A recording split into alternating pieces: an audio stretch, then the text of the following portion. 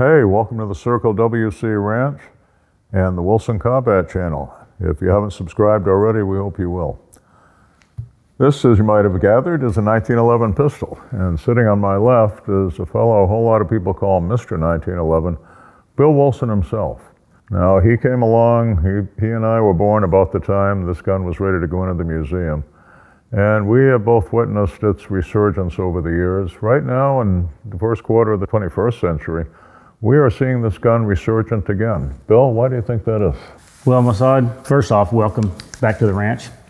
I think we're going to both agree that there are a few key things that makes the 1911 so popular and to have been able to stay popular all these years.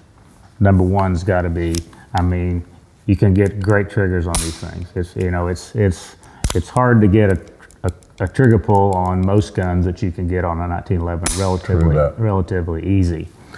The next, it's real easy to get a 1911 to shoot well. I mean, if you put a quality barrel in these things, you know, they shoot very well. And I mean, if you look at all the competitions that's been won with the 1911 through the years, that pretty much proves that. In virtually every discipline too. Yeah, in pretty much every discipline.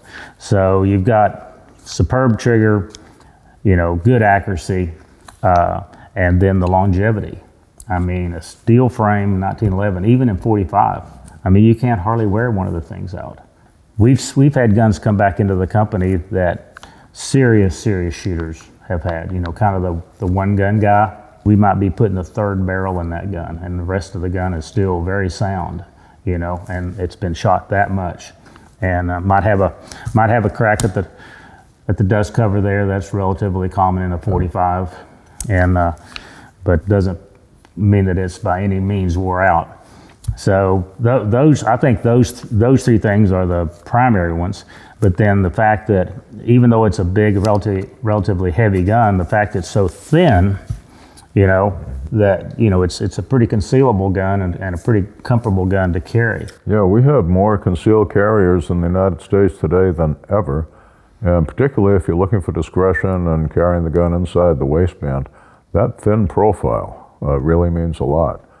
We've been talking about the gun being resurgent. I think one big thing recently is the rise of the 9mm 1911.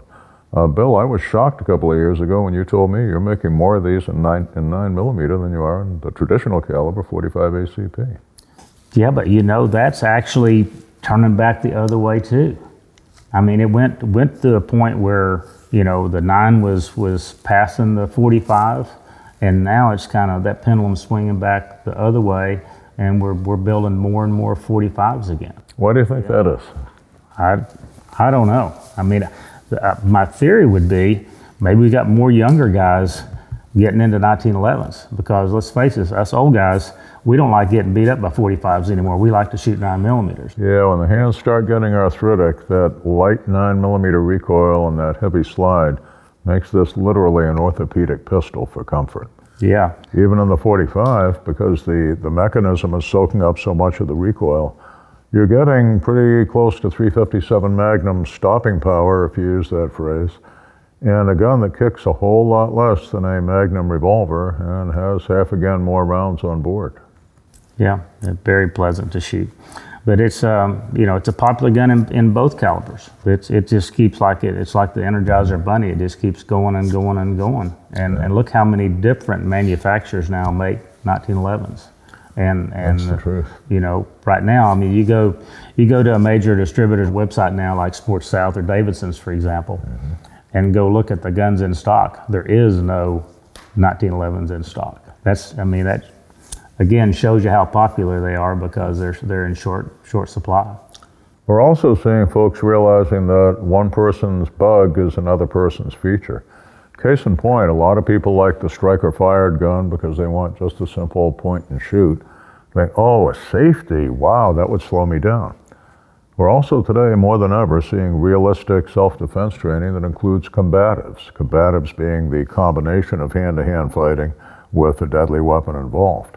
And they figured out if somebody else gets hold of your pistol for a moment and they don't know how to work that safety, they're going to be sitting here pulling the trigger. We've seen multiple cases over the years, The bad guy's got the gun, points, pulls trigger, nothing happens. Racks the slide because he's seen it on TV. Well, if this gun's unsafe, the slide's not going to rack.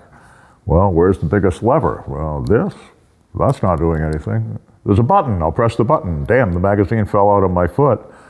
And by the time they figure out, here's the little lever that turns the gun on, you've had a whole lot of time to do something to rectify the situation. The studies over the years, going back to 1981 in Police Chief magazine, average about 18 seconds for someone in the body of the test people to pick up a gun like this, and before they shoot, figure out what's the lever that turns on the gun. So you've got a definite gun retention advantage with a non-safe pistol, and we have countless real-world saves and gun grabs to prove that. Well, it looks to us like the gun's still got a future, and whatever caliber you choose, go out there and take a look. And you younger folks who haven't tried one, take a walk on the wild side down into the past, and you may see why some of us old farts still stay with this particular old classic from the year 1911. Bill, thanks so much for your insight. Thank you. Appreciate that. Well, folks, you've heard our opinions, but we're interested in hearing yours. Is this a refugee from the museum, or is it an absolutely timeless piece of workmanship that does a particular job very well? The comment section is there for you. We're looking forward to seeing what you have to say. Till next time, Wilson Combat Channel. Thanks.